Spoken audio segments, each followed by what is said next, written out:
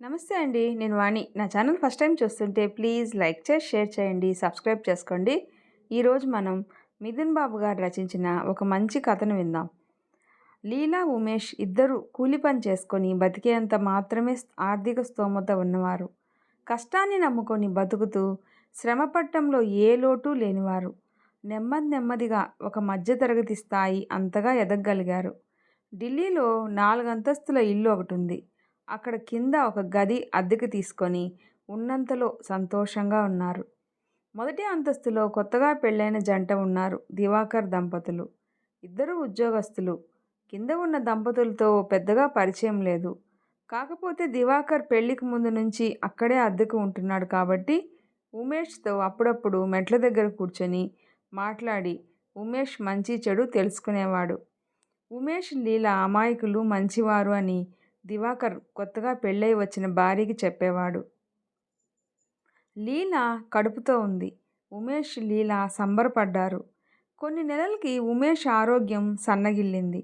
కారణం ఏమిటో అని పరీక్షలు చేయిస్తే జాండీస్, పచ్చకామెర్లు అని తెలిసింది. వారికి అయినంతలో వైద్యం చేయించుకుంటున్నారు. ఒకరోజు దివాకర్ ఉమేష్ను చూసి డల్గా ఉన్నాడు అనిపించి కారణం అడిగితే జాండీస్ వచ్చింది, చికిత్స జరుగుతోంది అని చెప్పాడు. జాగ్రత్తగా ఉండు అని ఉమేష్కి ధైర్యం చెప్పాడు దివాకర్. దివాకర్ భార్య శృతి కూడా కడుపుతో ఉంది. అదే ఊరిలో ఉన్న పుట్టింటికి వెళ్ళి సంబరాలు చేసుకున్నారు శృతి, దివాకర్. ఉద్యోగాలు చేస్తూ బిజీగా ఉండే దివాకర్ దంపతులు ఇంట్లో ఉండేది పొద్దున ఓ 2 గంటలు. సాయంత్రం శృతి 6ంటికి ఆఫీసు నుంచి ఇంటికి వచ్చి ఇల్లు శుభ్రం చేసుకొని గిన్నెలు కడిగి వంట మొదలుపెట్టి ఇలా 9ంటికి భర్త వచ్చే వరకు ఏదో ఒక పని చేసుకునేది. తనకిష్టమైన పాటలు 2 in 1లో వింటూ. శని ఆదివారాలు వస్తే షాపింగ్ అని, పుట్టింటికి వెళ్ళటం అంటూ బిజీ ఇద్దరు. అందుకే తాము అద్దెకుంటున్న బిల్డింగ్లో విషయాలు అంతగా తెలిసేవి కాదు దివాకర్ వాళ్ళకి. ఒక రాత్రి శృతికి నిద్ర పట్టటమే లేదు. ఏదో తెలియని అశాంతి. ఎంత ప్రయత్నించినా కునుకు పట్టనే లేదు. పొద్దున్నే కింద ఏదో అలజడి. ఏమిటా అని బాల్కనీలో నుంచి చూస్తే కింద మనుషులు చాలామంది ఉన్నారు. అసలే ఇరుకు సందులు. అలాంటి చోట అంతమంది ఒకే చోట. ఏమైందో అని దివాకర్ కిందికి వెళ్ళాడు. తగ్గుతుంది అనుకుంటున్న జాండీస్ ఉమేష్కి ఎప్పుడు తిరగబెట్టిందో ఉమేష్, లీల తెలుసుకోలేకపోయారు. ఉమేష్ ఆ అర్ధరాత్రి ఈ లోకాన్ని వదిలిపెట్టి వెళ్ళిపోయాడు. లీలాకి ఏమీ అర్థం కావటం లేదు. 7 నెలల గర్భవతి. మనిషి సన్నగా, పొట్ట ఎత్తుగా, చున్నీతో మొహం కప్పుకొని కాసేపు, చున్నీ నోట్లో కుక్కుకొని కాసేపు ఏడుస్తూ ఉంది. నిజం చెప్పాలంటే అసలే అమాయకురాలు. ఇప్పుడు ఈ షాక్కి అసలు బుర్ర పనిచేయనట్టు అయోమయంగా ఉంది. బిల్డింగ్లో అందరూ అక్కడికే వచ్చారు. కష్టం పంచుకున్నారు. తలా ఓ చెయ్యి వేశారు. శృతి ఈ విషయం జరగగానే తన తల్లికి ఫోన్ చేసింది. శృతి, నువ్వు కడుపుతో ఉన్న మనిషివి, అక్కడికి వెళ్ళొద్దమ్మా, నా దగ్గరికి వచ్చేయమ్మా, అవన్నీ నువ్వు చూసి తట్టుకోలేవు, నాకు నీ సంగతి తెలుసు కదా అంది శృతి తల్లి. శృతి ఒక 4 రోజులు తల్లి దగ్గరే ఉంది. తర్వాత ఒకరోజు ఆఫీసు నుంచి తమ ఇంటికి వెళ్ళింది.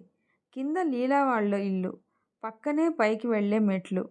మహానగరాల్లో చిన్న చిన్న స్థలంలోనే ఫ్లాట్లు, మెట్లు, పక్కనే నీళ్ళ మోటారు, అంతా ఇరుకుమయం.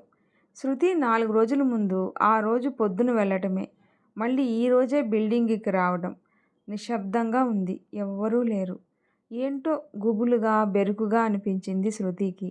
ఏదో తెలియని భయం వేసింది. తలుపు వేసి ఉన్న ఆ ఇంటి ముందు నుంచి వెళ్తూ మెట్లు ఎక్కి వెళ్ళాలంటే ధైర్యం కూడగొట్టుకుంటూ ఆంజనేయ స్వామిని తలుచుకుంటూ మెట్లెక్కేసి తమ ఫ్లాట్లోకి వెళ్ళింది. తన పనిలో తాను బిజీ అయిపోయింది. 4వ అంతస్తులో ఇంటి ఓనర్స్ ఉంటారు. అక్కడి నుంచి కిందికి వస్తూ ఉంది లీల. శృతి లీలను అప్పుడే చూడటం, ఉమేష్ వెళ్ళిపోయాక. లీలా, ఎలా ఉన్నావు? ఆరోగ్యం జాగ్రత్త చెప్పింది శృతి. హా దీదీ, జాగ్రత్తగానే ఉంటాను అంది లీల.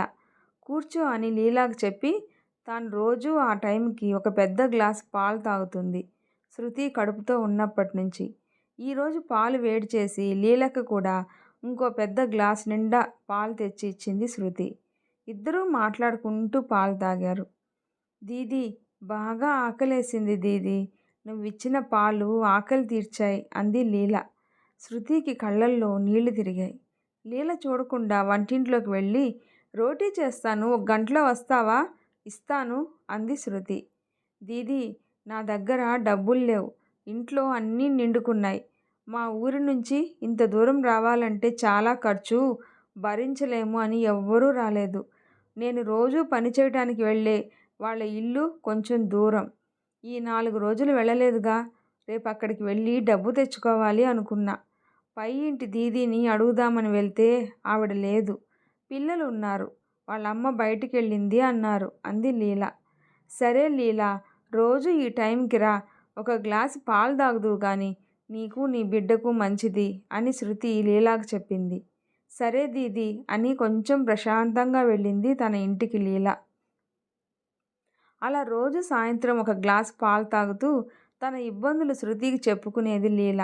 డెలివరీ టైంకి డబ్బులు కూడా లేవు దీదీ అని ఒకరోజు శృతికి చెప్పింది లీల. తిండి పెట్టడం, పాలు ఇవ్వటం వరకైతే చేయగలను, కానీ డెలివరీ ఖర్చులంటే ఇవ్వలేను అని శృతి ఆలోచిస్తూ ఉంది. తాను తెచ్చుకున్న పళ్ళల్లో ఒక పండు లీలకిచ్చేది శృతి. మళ్ళీ ఇంకో రోజు చెప్పింది లీల. దీదీ, నేను పనిచేసే చోట వాళ్ళు బాగా ఉన్నవాళ్లే, డెలివరీ ఖర్చులు మేం పెట్టుకుంటాము అన్నారు అని. సంతోషమేలే, ఏదో ఒక ఆధారం దొరికింది లీలకి అని శృతి అనుకుంటుంటే లీల మళ్ళీ చెప్పింది. వాళ్ళ చుట్టాల్లో ఎవరికో పిల్లలు లేరంట, వాళ్ళు నా బిడ్డని దత్తత ఇచ్చేయమంటున్నారు అని. శృతికి కాసేపు నేను విన్నది నిజమేనా అనిపించింది. లీలను పరీక్షగా చూసింది. లీల చాలా మామూలుగా చెప్తుంది. శృతికి ఏం మాట్లాడాలో తెలియట్లేదు. లీల ఇంకా చెప్తుంది. ఈ ఇంటి అద్దె కూడా నేను భరించలేనుగా, అందుకే ఎలానూ ఇక్కడ చేస్తావుగా, మా ఇంట్లోనే ఉండిపో అన్నారు వాళ్ళు అని చెప్పింది లీల. ఆధారం లేని తీగకు ఏ ఒక్క తీగ దొరికినా చాలు అల్లుకుపోతాను అన్నట్టుగా లీల పరిస్థితి అర్థమవుతూ ఉంది శృతికి. అంటే బిడ్డను వాళ్ళకిచ్చిన పెంపకం అంతా నువ్వే చూసుకునేట్టుగానా అడిగింది శృతి. అలా అయితే బావుండు అనుకుంటూ. ఒక తల్లి బిడ్డకు, ఒక బిడ్డ తల్లికి దూరం కాకుండా ఉంటే బాగుండును అన్న తాపత్రయం శృతిది. లేదమ్మా, బిడ్డను తీసుకునేవారు వేరే ఊళ్ళో ఉంటారు. నేను పనిచేసేవాళ్ళు వయసులో పెద్దవాళ్ళు, వాళ్ళకి పనులన్నీ చేసి పెట్టేందుకు నేను ఆధారం. నాకు నెల తిరిగేటప్పటికి ఇంటి అద్దె, ఖర్చులు అంటూ బుర్ర బద్దలవ్వకుండా వాళ్ళు ఆధారం అని చెప్పింది లీల. శృతి కళ్ళల్లో ఏం చూసిందో. దీదీ, రేపే నేను వెళ్తున్నా అక్కడికి. ఇంకా మళ్ళీ నిన్ను చూస్తానో లేదో, నీ ఆరోగ్యం జాగ్రత్త అని కిందికి వెళ్ళటానికి లేచింది లీల. ఒక్క నిమిషం అని తన పర్సులో ఉన్న ఒక 1000 రూపాయలు, 2 పెద్ద యాపిల్ పళ్ళు లీలకిచ్చింది శృతి. జన్మ రుణమో తీరిపోయింది. కానీ లీల ఎక్కడున్నా బావుండాలి. ఎన్నో ఆశలతో, రెక్కల కష్టాన్ని నమ్ముకొని ఊరు కాని ఊరు వచ్చిన బడుగు జీవులు.